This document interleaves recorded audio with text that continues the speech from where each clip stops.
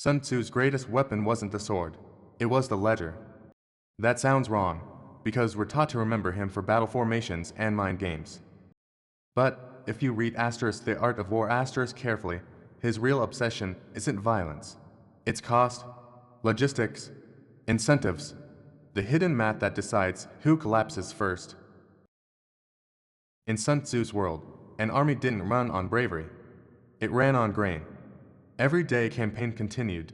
Someone had to feed thousands of mouths, move supplies across dangerous roads, and pay the political price of fields left unplanted. Prolonged war wasn't heroic, it was bankruptcy in slow motion. And here's the uncomfortable modern parallel. We still live inside that logic. Households, companies, even nations don't lose first because they're weak. They lose because their burn rate outruns their ability to finance it. So, let me ask you a paradoxical question. What if the fastest way to defeat an enemy isn't to outfight them, but to bankrupt them? In this video, I'll reveal Sun Tzu's hidden financial blueprint and show how the same playbook is being used today, often against ordinary people who don't even realize they're playing. But to understand why Sun Tzu sounds like a CFO, we have to return to the world he actually lived in, where war was an economic math problem. To understand Sun Tzu, forget the movie version of ancient war, charging cavalry and dramatic speeches. The world he wrote for was more bureaucratic, more fragile, and more financial than people realize. We're in the late spring and autumn period, moving into the Warring States era, roughly the 5th century BCE, depending on which scholars you follow. China isn't one unified nation. It's a patchwork of rival states, each with its own courts, taxes, laws, and armies. Power isn't just measured by the size of a battlefield victory. It's measured by how long a ruler can keep the machine running, and the machine ran on grain. Armies required food, transport, metal, and labor. That meant granaries, roads, river routes, and a growing administrative class to collect taxes and move supplies. Every campaign pulled farmers away from fields. Every siege disrupted trade. Every victory came with a bill, lost harvests, higher levies, and a population pushed closer to revolt. That's why rulers feared something even more dangerous than losing a battle, losing the treasury and the people at the same time. You can replace a general. You can rebuild a wall. But when the tax base collapses, when fields go unplanted, merchants stop moving goods, and peasants start hiding grain, you don't just lose a war. You lose legitimacy. And in those eras, legitimacy wasn't philosophical. It was financed by the ability to provide stability. So imagine the audience for Sun Tzu's ideas. Anxious rulers, calculating ministers, exhausted quartermasters, merchants trying to survive disruption, and families watching prices rise as scarcity spreads. In that world, war wasn't a contest of courage, it was a contest of endurance and management. Sun Tzu's innovation was to treat conflict as an economic system, prioritize speed, use deception to force enemy mistakes, capture supply to reduce your own costs, and break the opponent's cohesion so they collapse internally before you pay the full price of conquest. The hidden truth is simple. Sun Tzu's war strategy is built on a financial premise. Whoever controls logistics and costs can win without maximal fighting. And here is where it gets interesting. Sun Tzu isn't teaching violence. He's teaching how to avoid paying the full price of violence. Here's Sun Tzu's mechanics. If you strip away the poetry and read it like an operator. First, he treats war as an economic machine that converts resources into pressure. Grain becomes transport, transport becomes wages, wages become morale, and morale becomes legitimacy. If that chain holds, the state survives. If it breaks, the state doesn't just lose a battle, it fractures at home. That's why Sun Tzu keeps returning to a brutal truth. Time is a compounding cost. Every extra week in the field multiplies losses you don't see on the battlefield. Spoiled supplies, desertion, unpaid farmers, disrupted trade, rising taxes, and the slow rot of public consent. Prolonged warfare isn't toughness, it's an interest-bearing liability, but so his strategy is not to fight harder, it's to change the opponent's cost structure. Think of a nation at war like a company with a cash burn rate. If you can force your rival to burn faster than they can finance, they collapse, even if they look strong. They can have a bigger army, louder propaganda, and more territory. But if their supply lines snap and their treasury bleeds, strength becomes theater. Sun Tzu's playbook is basically financial sabotage. One asterisk asterisk target supply, not soldiers. Asterisk asterisk. If you cut the flow of food and materials, the battlefield solves itself. The enemy spends more to get less. To asterisk asterisk force waste and misallocation. Asterisk asterisk. Deception isn't just psychological, it's economic. Make them mobilize to the wrong place, stock the wrong goods, fortify the wrong city. Every wrong decision is a tax on their future. 3 asterisk asterisk feed off the enemy's resources. Asterisk asterisk Sun Tzu praises using the enemy's supplies because it flips the math. Your campaign becomes cheaper, while theirs becomes more expensive. That's not just victory, it's margin expansion. For asterisk asterisk win by shaping perception. Asterisk asterisk. If you can make the enemy doubt leadership, fear shortages, or suspect betrayal, coordination breaks down. Once trust collapses, even good resources get wasted. And here's what they don't teach you: the decisive blow is often financial. Make the enemy overspend, misallocate, and lose trust. The public suffers first, taxed, inflated, conscripted, and squeezed, while insiders profit by controlling logistics, credit, and information, front-running scarcity, while everyone else argues about slogans. This is what the wealthy and powerful understand: logistics and money beat raw strength. Fast forward through history and you'll see the same pattern repeat: different armies, same economics. Sun Tzu didn't invent these incentives, he simply named them clearly. And once you see the pattern, you start spotting it everywhere. Choke the inputs, stretch the timeline, raise the rivals' costs, and let internal politics do the rest. Asterisk asterisk example 1. The Second Punic War, Rome versus Carthage. Asterisk asterisk. Most people remember Hannibal's tactics and elephants, but the war was also an endurance contest. Between treasuries, years of campaigning meant constant spending on troops, resupply, and alliances, while farms and trade routes suffered. Rome's advantage wasn't that it never lost, it's that it could keep paying the bill and replacing losses. Carthage had wealth and brilliant commanders, but sustaining long-term pressure, politically and financially, was harder. The pattern is simple. Victory went to the side that could absorb costs and mobilize resources more reliably, not the side that looked smartest on a single battlefield. Asterisk asterisk example 2. British naval power and blockades in the Napoleonic era. Asterisk asterisk. Britain's control of the sea wasn't just military, it was financial. Sea control affects insurance rates, shipping capacity, commodity prices, and government revenue. A blockade isn't merely pressure, it's engineered scarcity. The illusion is that you're just limiting an enemy's options. The reality is you're rewriting their price system.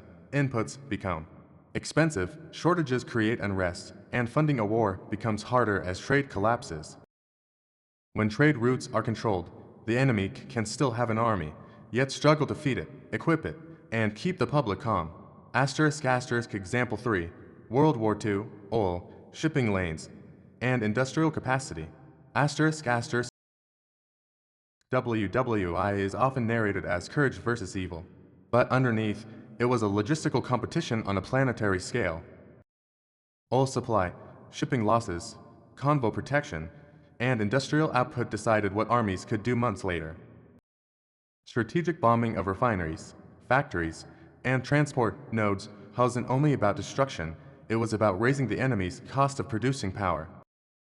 The front line collapses mysteriously when the back end can't deliver fuel, ammunition, spare parts, and replacement equipment. That's Sun Tzu in modern form. Break the supply chain and the battlefield follows. Asterisk asterisk example 4. Modern sanctions and payment rails. Asterisk asterisk. This is Sun Tzu. Use financial logic in its cleanest form. You can cripple a rival without firing a shot by targeting settlement systems, reserves, exports, and banking access. Asset freezes, export controls, restricted payment networks, and currency pressure don't need an invasion to change reality. They work by constricting inputs, raising transaction costs, and forcing a country to choose between stability and sovereignty. The public experiences it as price spikes and shortages. The elite experiences it as bargaining leverage. That's the contrast. Where just applying pressure is the illusion. Where reshaping prices, scarcity, and internal politics is the reality. If that sounds familiar, it should, because the modern battlefield isn't just overseas. It's in your prices, your debt, and your supply chain. Now let's connect Sun Tzu to the world you actually live in, because cost warfare didn't disappear. It just went digital. Today, whoever controls the inputs controls the outcome, energy, shipping lanes, credit conditions, regulation, and payment rails. You don't have to defeat a rival head-on. You can make their life more expensive, more uncertain, and more fragile until they start making desperate decisions for you. This is happening right now. We've watched supply chain shocks ripple into everyday prices. We've watched inflation spikes turn normal groceries into monthly stress. And we've watched rate regimes shift. Suddenly, the cost of borrowing changes the entire economy like a lever. These aren't random storms. They're the modern equivalents of a blocked port, a burned granary, a cut road, and the damage isn't evenly shared. Renters feel it first. Small businesses feel it brutally because input costs hit before they can raise prices.